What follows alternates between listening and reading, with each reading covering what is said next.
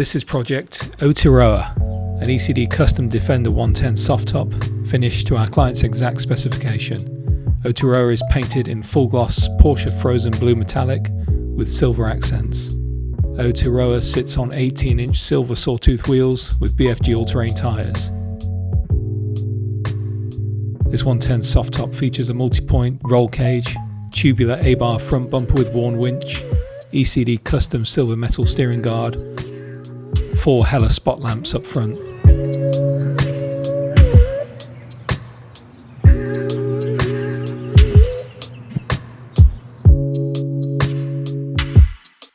Inside, Aotearoa features a Momo Prototipo steering wheel with hot white custom painted yellow gauges, 2 Corbeau Trailcat front and mid-row seats, with 4 inward-facing jump seats in the load area. Each seat is finished in a single vertical diamond Garrett Torino moonshine leather, stitched together in mist and lemon. Aotearoa is powered by our 650 horsepower LT4 engine with 8-speed automatic transmission.